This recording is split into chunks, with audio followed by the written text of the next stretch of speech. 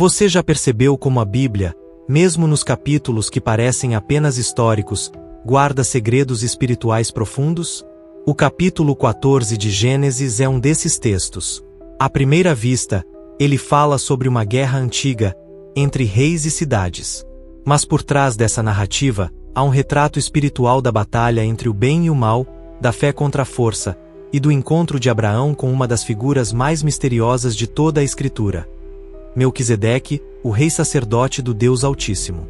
Se você puder, abra sua Bíblia em Gênesis capítulo 14 e acompanhe comigo versículo por versículo, porque aqui há uma revelação que conecta o Antigo e o Novo Testamento de uma forma surpreendente.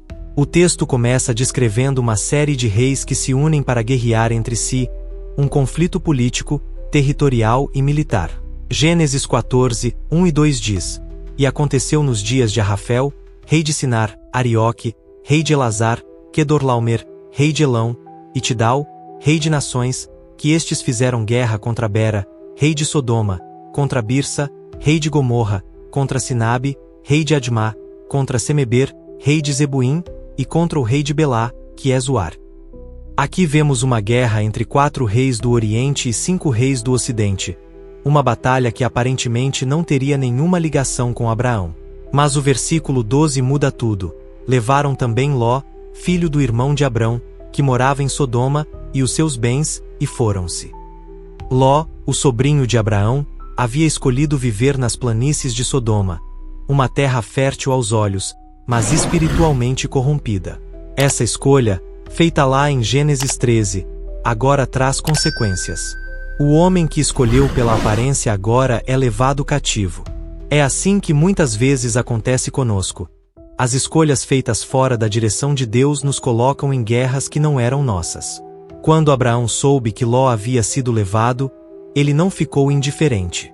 O versículo 14 diz: Ouvindo, pois, Abrão que o seu parente estava preso, armou os seus criados, nascidos em sua casa, 318, e os perseguiu até Dan.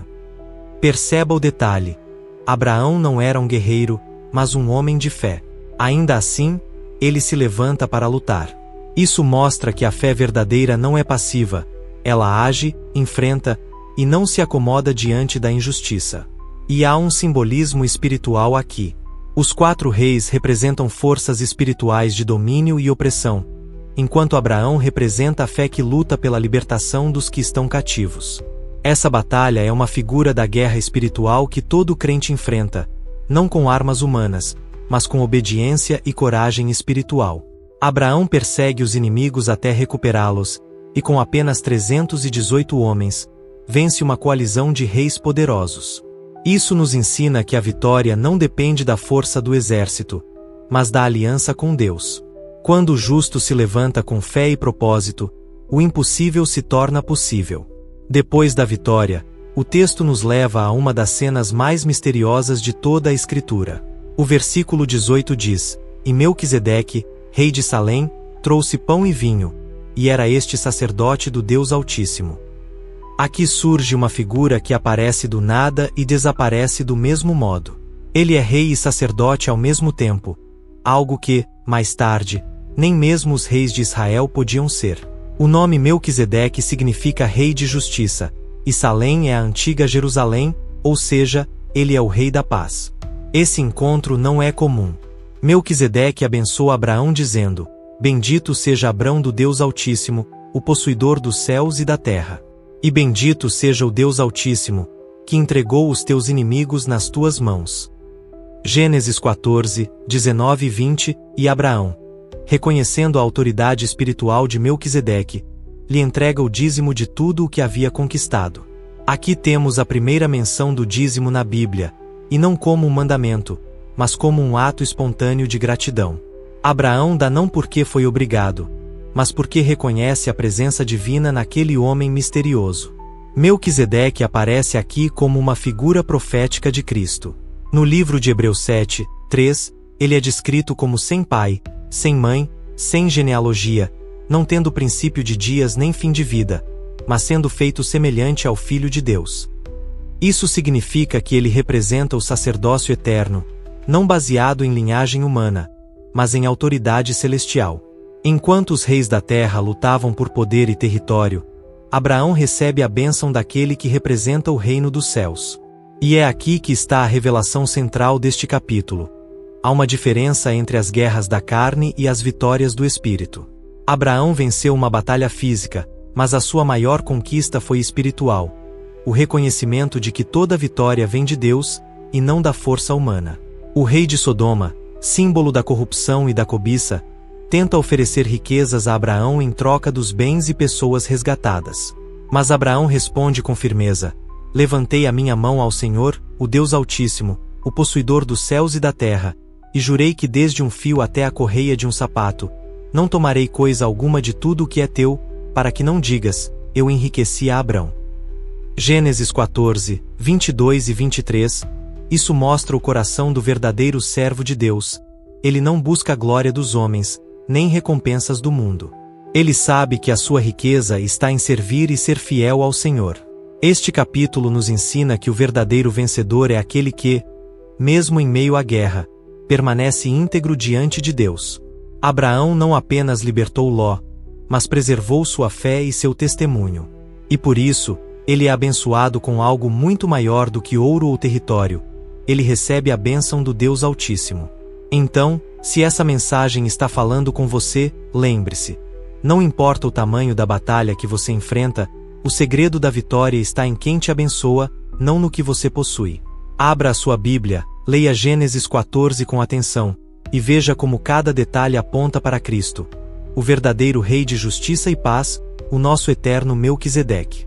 Se este estudo edificou sua vida, deixe o seu like, compartilhe este vídeo e se inscreva no canal Revelação Bíblica. Ative o sininho para continuar acompanhando esta série sobre os mistérios de Gênesis, porque ainda há muitas revelações profundas esperando por você na Palavra de Deus. Agora, ao refletirmos sobre Abraão e Melquisedeque, percebemos que este encontro não é apenas histórico, mas altamente simbólico.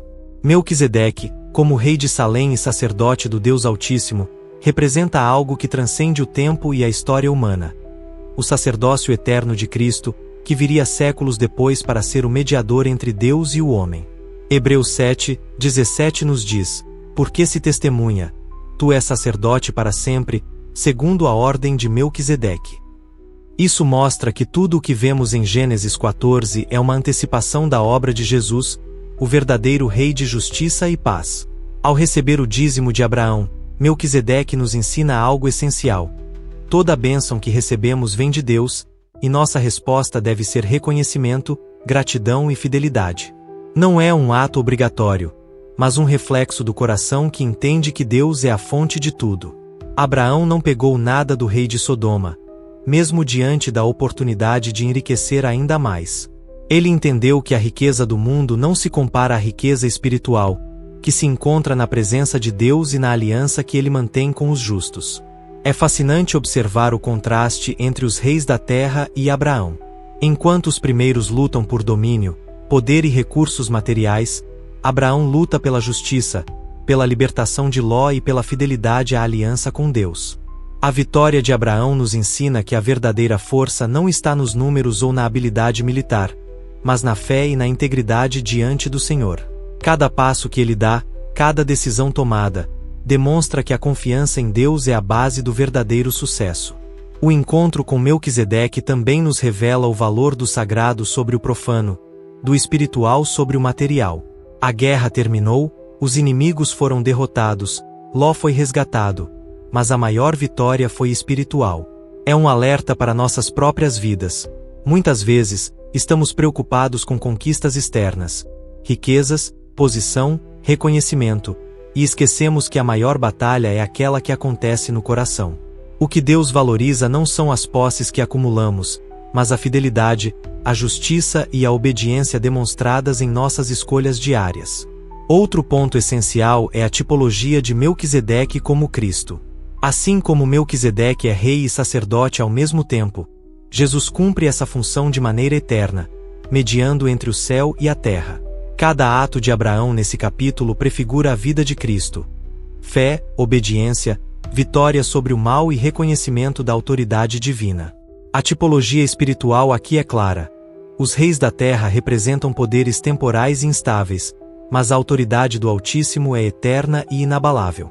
Também não podemos ignorar a importância do altar que Abraão constrói em Hebrom, Gênesis 13, 18. Todo esse contexto mostra que nossas vitórias espirituais são ligadas à comunhão com Deus, à oração, à dedicação e à presença de um coração fiel. É essa fidelidade que atrai a bênção e que nos conecta com o sacerdócio eterno representado por Melquisedeque. Se você está acompanhando com sua Bíblia aberta, perceba como cada detalhe do capítulo 14 aponta para princípios eternos. A luta pelo que é certo, a necessidade de discernimento espiritual, o valor da fidelidade, a recompensa da obediência e a antecipação do plano de Deus através de Cristo. A batalha física é apenas uma sombra da batalha espiritual que acontece no mundo invisível. Portanto, este estudo nos desafia a refletir sobre nossas próprias escolhas. Estamos buscando a glória do mundo ou a bênção do Deus Altíssimo? Estamos lutando por coisas passageiras ou por princípios eternos? Abraão nos mostra que a vitória vem quando reconhecemos a fonte divina, confiamos na sua orientação e permanecemos íntegros, mesmo em situações que parecem impossíveis.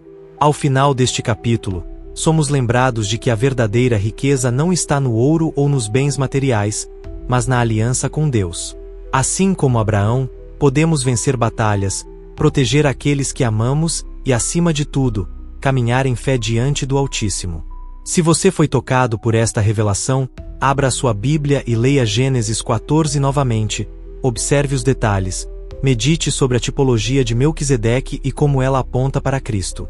Compartilhe este estudo com alguém que busca entendimento espiritual profundo, deixe o seu like, inscreva-se no canal e ative o sininho, porque cada capítulo da palavra revela verdades que transformam vidas.